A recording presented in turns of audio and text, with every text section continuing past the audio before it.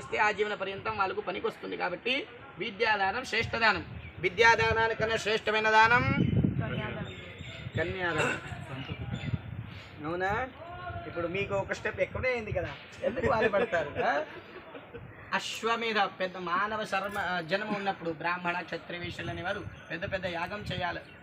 వాజపేయి యాగం, జ్యోతిష్ఠోమ యాగం, బృహతి సహస్రయాగం, అన్ని యాగాల కన్నా పెద్ద యాగం అంటే ఏ యాగం? అశ్వమేధ యాగం. 1000 కోట్లు ఖర్చు చేసినా తక్కువ. అశ్వమేధ యాగం చేస్తే ఏ ఫలం దొరుకుతుందో, తండ్రి తల్లి అనేవారు కూతురుకు వివాహం చేసేటప్పుడు కన్యాదానం చేస్తారు. చేస్తారా లేరా? ఆ కన్యాదానం మీరు చేసినారా? కన్యాదానం చేస్తే అశ్వమేధ యాగం చేసిన ఫలం దొరుకుతుంది. కాబట్టి కన్యాదానం శ్రేష్ఠ దానం. ఇప్పుడు ప్రస్తుతానికి ఏ దానం అవుతుంది మా వల్ల? అన్నదానం అవుతుంది. ఎందుకు చేయాలి అన్నదానం? అన్నదానం చేయాలి సరే, అన్నదానం చేస్తే లాభం ఏంటి, ప్రయోజనం ఏంటి? గయాం గత్వా అన్నదాతాయః పితరస్తేన పుత్రిణః.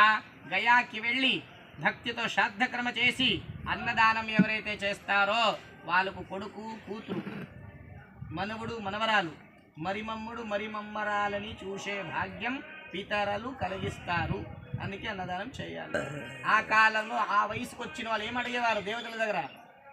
ఆ వయసుకు వచ్చేవారు ఆ కాలంలో ఏమడిగేవారు? జ్యేష్ఠవ్యా బహవః పుత్రాః. 5 10 మంది కొడుకులు కావాలి, 20 మంది మనవుడు కావాలి అని కోరుకునేవారంట. ఆ కాలంలో పుట్టేవారు కూడా. విన్నారా లేదా మీరు? అందరూ వినింటారు, మీరు కూడా వినింటారు. పుట్టేవారు కూడా అంతమంది. జ్యేష్ఠవ్యా బహవః పుత్రాః యద్యేకోపి గయామ్రజేత్. ఎందుకురా ఇంతమంది సంతానం మీకు కావాలి? ఎక్కడైనా ఎవరికైనా కోపంతో యుద్ధానికి వెళ్తావంటే లేదు స్వామి, జ్యేష్ఠవ్యా బహవః పుత్రాః యద్యేకోపి గయామ్రజేత్. ఇంతమందిలో అందరినీ ఉద్ధరించడానికి కనీసం ఒక్కసారైనా గయకి రావాలి. అరణ్యాలు పర్వతాలు నదులు దాటుకుంటూ ఒక్కసారైనా రావాలి అని కోరుకునేవారంట. ఆ ఫలస్వరూపంగా మీరందరూ వచ్చారు. గయాలు అన్నదానం చేస్తే ఏమి లాభం? ఇంకా ముచ్యతే వై రుణత్రయాత్. దేవరుణం, ఋషిరుణం, పితృరుణం అనేది విముక్తి అవుతుంది. కాబట్టి అన్నదానం చేయాలి. ఓకే స్వామి, అన్నదానం చేస్తాము. ఎలా చేయాలి, ఎంత చేయాలి, ఎంత ఇవ్వాలి అని మనసులో ప్రశ్న. అవునా కాదా? మీరైనా నేనైనా కడప నిండా ఎక్కడైనా భోజనం చేయడానికి వెళితే ఈ కాలంలో జనరల్గా ఒక 100 రూపాయలు ఖర్చు అవుతుంది. ఆ 100 రూపాయల లెక్క మీరు మీ పితృదేవతల పేరు పైన ఎన్ని పిండాలు పెట్టారు? 33, 24 పెట్టారు. అంతమందికి భోజనం పెట్టండి. కష్టం అనిపిస్తే షోడశ మహాదానాలు 16 మహాదానాల పేరు మీద మనం మహాదానాలు ఇవ్వలేము. మహాదానాల పేరు మీద 16 మందికి అన్నదానం చేస్తాము. ఇంకా ఇబ్బందిగా ఉంటే గోదానాది దశదానాల పేరు మీద 10 మందికి అన్నదానం చేసుకోవచ్చు. ఇది మీ శ్రద్ధ, మీ భక్తి. మీరు ఆడవాళ్ళు 5 ఇంట్లో వంట తయారు చేస్తారా? చేస్తాం, రోజు చేస్తారు. అయినా అప్పుడప్పుడు పప్పు, చారు, అన్నం తక్కువ అవుతుంది. అవునా కదా? అప్పుడేం చేస్తారు? నేను తక్కువ తిన్నా పర్వాలేదు, తినకపోయినా పర్వాలేదు, మా భర్త మా పిల్లలు కడుపు నిండా తినాలి, తినిపిస్తారు లేదా? అలాగే మన పూర్వీకులు కూడా తల్లిదండ్రులు ఒక పూట వాళ్ళు తినకుండా మమ్మల్ని తినిపించే సమయం ఉండేది. మీరు కూడా అలాగే చేస్తుంటారు అప్పుడప్పుడు. కాబట్టి ఇది మీ యోగ్యత, మీ శ్రద్ధ, మీ భక్తి. చెప్పండి, గయాయాం మమ పూర్వజానాం సంతోషాయ. మీ పూర్వీకులకు సంతోషం కలగాలి. అవునా కదా? చెప్పండి, మమ పితృదేవతానాం అక్షయ తృప్త్యర్థం. సమస్త పితృదేవతలు వింటున్నారు అక్కడ కూర్చొని. సమస్త పితృనాం అక్షయ తృప్త్యర్థం. సమస్త పితృదేవతలకు అక్షయ తృప్తి కలగాలి.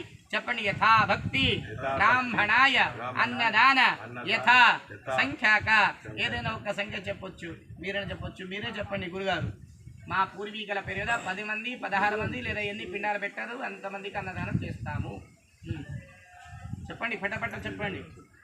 10 మంది ఎంత? 2 చేరి 10 మంది.